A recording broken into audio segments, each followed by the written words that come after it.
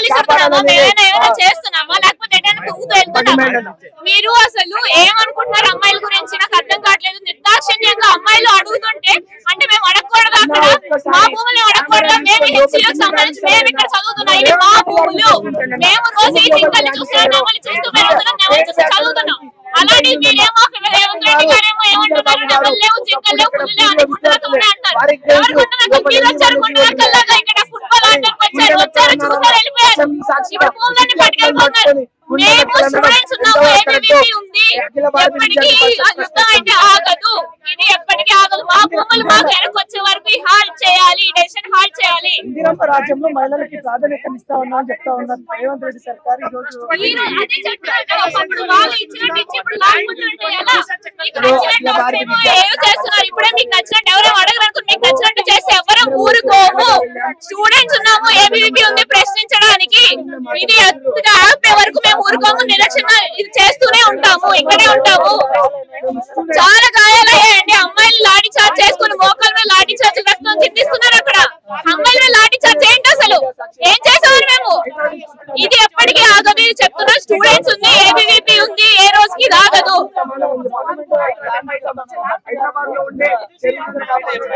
ఏంటండి ల్యాండ్ అని చెప్తున్నారు, వాళ్ళని చెప్తున్నారు. అసలు ఇప్పటికీ డిమార్కేషన్ కరెక్ట్ గా 4 ఎకరాలు ఎక్కడ ఉన్నాయి ఇప్పటికీ చెప్పాలండి, చెప్పట్లేదు, ఎవరికి చెప్పట్లేదు, ఎవరికి ఏమి ఇన్ఫర్మేషన్ ఇవ్వకుండా వాళ్ళకి నచ్చినట్టు చేసుకుంటూ పోతున్నారు, ఎవరు అడగరని.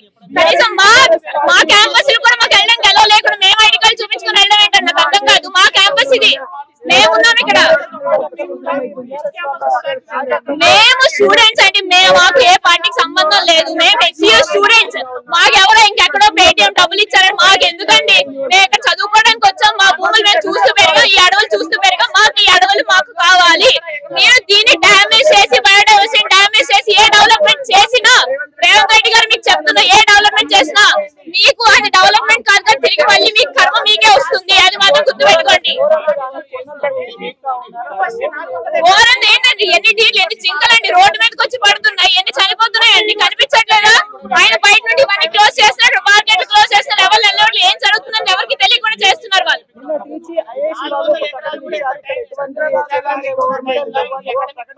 అంటే వాళ్ళ కళ్ళు కనిపించట్లేదా, లేకపోతే మాకు ఇంకేమైనా కనబడుతున్నాయో మాకైతే అర్థం అవ్వట్లేదు. ఎవరైతే అన్నారో ఒకసారి రమ్మనండి, మీడియా మిమ్మల్ని తీసుకొని రమ్మనండి, మీకు తెలుస్తుంది, వాళ్ళకి తెలుసు, ప్రపంచానికి మొత్తానికి తెలుస్తుంది హెచ్సియులో ఏముంది, వాళ్ళు ఏం తీసుకెళ్లిపోతారు. ఇది ఆల్గిల్కి కాదు, మొత్తం ఇండియా మొత్తానికి నష్టం. ఇది జస్ట్ యూనివర్సిటీ ఇష్యూ కాదు, ప్రతి ఒక్కరికి ఇష్యూ. ప్రతి ఒక్కరు సీరియస్ గా తీసుకొని మాకు సపోర్ట్ ఇవ్వాలి. వాయిస్ అనేది యాంప్లిఫై అవ్వాలి, through out India voice should be amplified. నేను నా పర్సనల్ గా రేవంత్ రెడ్డి గారికి ఓటు వేసిన. అంటే మేము ఆలోచించింది ఏంటంటే కొంచెం ఎంప్లాయ్మెంట్ లో యూజ్ అవుతాయి, కొంచెం ఆలోచిస్తాడు, యూస్ఫుల్ గా స్టూడెంట్స్ కోసం ఏమైనా చేస్తాడని చెప్పేసి.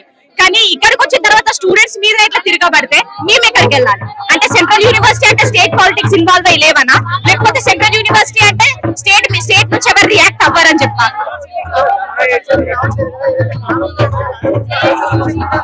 సారీ, యూనివర్సిటీ మా యూనివర్సిటీలో బుల్డోజర్స్ ఎక్కడి నుంచి వచ్చాయి, ఏ దాని నుంచి వచ్చాయి అవన్నీ? ఇప్పుడు మా యూనివర్సిటీ కానీ మాకెందుకు ఇంత బాధ అవుతుంది? మరి ఇప్పుడు 400 ఎకర్స్ యూనివర్సిటీ కానీ ఇంత మంచి ఎన్విరాన్మెంట్ ని కాల్ చేయడానికి అట్లీస్ట్ కొంచెం హ్యూమానిటీ అనేది ఉంటుంది కదా. అయ్యే వరకు చేస్తామండి, మా వల్ల అయ్యే వరకు చేస్తాం. ఇప్పుడు గవర్నమెంట్ అంత పవర్ ఉంది కాబట్టి వాళ్ళు చేయించుకుంటున్నారు, మా దగ్గర ఎంత పవర్ ఉందో మేమంతా చూపించుకుంటాం. ప్రొటెస్ట్ చెయ్యండి, ఇప్పుడు తెలంగాణ మూవ్మెంట్ టైంలో ప్రొటెస్ట్ జరగని అంత దాకా వచ్చిందా? మేము ఇక్కడ చెయ్యండి, ఎంతో కొంత ఇది వెళ్తుంది కదా. ఇప్పుడు ఇక్కడే ఆగిపోయే బదులు మేము ముందుకెళ్తే మాకుంది. అవును, వెళ్తున్నాము, సుప్రీం కోర్టు దాకా వెళ్తాం, హైకోర్టు దాకా వెళ్తాం, సుప్రీం కోర్టు దాకా వెళ్తాం, ఎంత దూరం అయితే అంత దూరం వెళ్తాం. కానీ కూర్చునేది మాత్రం లేదు, వెనకాల తగ్గేది మాత్రం లేదు. ఎందుకంటే యూనివర్సిటీలు ఉన్న సెంట్రల్ యూనివర్సిటీ అనే పేరు మీద తెలంగాణ నుంచి కానీ ఆంధ్ర నుంచి కానీ నేషనల్ వైడ్ నుంచి వచ్చిన ప్రతి స్టూడెంట్ కి బాధ అవుతుంది. వాళ్ళ తెలంగాణ అఫైర్స్ మేమెందుకు ఇన్వాల్వ్ అవ్వాలనుకుంటే మేము ఇక్కడ కూర్చొని చేసేవాళ్ళం కాదు.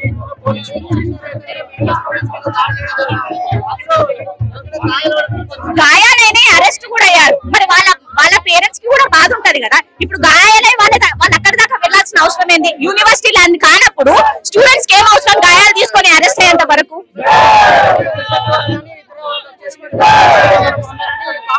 డబ్బులు ఇచ్చి చెప్పడానికి మేము ఎవరమండి? స్టూడెంట్స్ ని చదువుకునే వాళ్ళం, మాకు ఎందుకు డబ్బులు ఇచ్చి చేయించుకునే అవకాశం ఆ దురదృష్టం ఇంకా పట్టలేదు. ఒకవేళ డబ్బులు ఇచ్చి చేయించుకోవాల్సిన అవసరం వస్తే out side the gate campus అవతల చేయించుకునే అవకాశాలు ఉంటాయి. ఇక ఇన్సైడ్ ద క్యాంపస్ ఇది డబ్బులు ఇచ్చి చేయించుకునే దానిలా కనబడుతుందా ఎవరికైనా? ఇప్పుడు బీఆర్ఎస్ కార్యకర్తలు లోపలికి వచ్చి చేపిస్తున్నారని చెప్తే బీఆర్ఎస్ కార్యకర్తలకి ఏబీవీపీకి ఎస్ఎఫ్ఐకి ప్రతి యూనియన్ ఎందుకు సపోర్ట్ చేస్తుంది? ప్రతి యూనియన్ ఎందుకు ప్రొటెస్ట్ లో కూర్చుంటది? ఎవరి సంబంధం లేని వాళ్ళు, యూనివర్సిటీ సంబంధం లేని వాళ్ళు వీళ్ళు ఇక్కడ ఎందుకు కూర్చుంటారు? ఇప్పుడు బుకాలు రావాలంటే ఇంకా నుంచి పుడితే బయట నుంచి పుడతాయి, కానీ స్టూడెంట్స్ ఫ్యూచర్ ఇది. 400 ఎకరాలు అంటే చిన్న మాట కాదు. ఎంత ఎన్విరాన్మెంట్ కి ఎంత అది హ్యాంపర్డ్ అయితే తప్ప ఇంత బాధ ఉండదు. మా ప్రయత్నం అంతా ఇది బయట ల్యాండ్ లోపల ల్యాండ్ అని కాదు. యూనివర్సిటీలో ఉన్న ఇంత మంచి క్యాంపస్ కి ఎమ్యూనిటీస్ లో నేషనల్ వైడ్ గా ర్యాంక్ ఉన్న యూనివర్సిటీ ఇది. అట్లాంటి యూనివర్సిటీని ఇంత మంచి నేచురల్ ఎన్విరాన్మెంట్ గచ్చిపోలే కాదు, పూరా హైదరాబాద్ మొత్తంలో ఇంత మంచి యూనివర్సిటీ అంటే యూనివర్సిటీకి సంబంధించిన ఇంత మంచి నేచర్ కానీ ఏ హైదరాబాద్ లో కనిపించదు. We already know that Hyderabad is already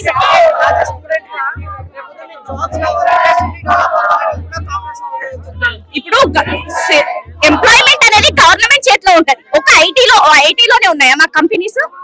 ఇన్ని డిపార్ట్మెంట్స్ లో ఇన్ని ఫీల్డ్స్ లో ఐటీలోనే వెళ్తున్నారు స్టూడెంట్స్ అందరూ. ఇప్పుడు Hyderabad is already known as smart city, అవునా కాదా? స్మార్ట్ సిటీలో ఇప్పుడు 400 ఎకరాలను తీసుకొచ్చి ఐటీ కంపెనీస్ పెట్టి ఏం చేస్తారు? మిగతా ఐటీ కంపెనీస్ అని దేనికి పనిచేస్తున్నాయి మరి?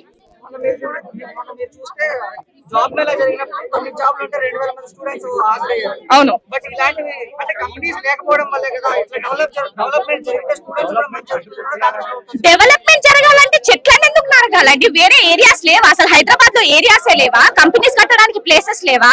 ఇప్పుడు ఇంత మంచి చెట్లను నరికి హ్యాబిటేషన్ ని కూల్ చేసి వాళ్ళు సంపాదించేది ఏంటి? ఒక ఐటీ కంపెనీలో ఎంతమంది పనిచేస్తారు? ఒక 100 నుంచి 1000 మందిని తీసుకున్నా మాత్రం ఇప్పుడు ఈ స్టూడెంట్స్ ని జనరేషన్స్ తరబడి అంటే ఎంతమంది స్టూడెంట్స్ రావాలి? ఎన్ని వందల స్టూడెంట్స్, ఎన్ని వేల స్టూడెంట్స్ రావాలి? ఇప్పుడు అకాడమిక్ పర్పస్ గా ఇచ్చిన ఈ క్యాంపస్ ని ఇంకో వేరే పర్పస్ గా యూజ్ చేస్తే మరి స్టూడెంట్స్ ఎక్కడికి వెళ్ళాలి? డిపార్ట్మెంట్స్ ఎక్కడ కన్స్ట్రక్ట్ చేయాలి? సో మేమైతే ఆగేం లేదు, ప్రొటెస్ట్ మాకు అయ్యేంత వరకు చేస్తాం, ఇది కదిలేంత వరకు చేస్తాం. రేవంత్ రెడ్డి గారు రెస్పాండ్ అయ్యేంత వరకు చేస్తాం. అక్కడ నుంచి మాకు ఆన్సర్ రావాలి. మాకు ఈ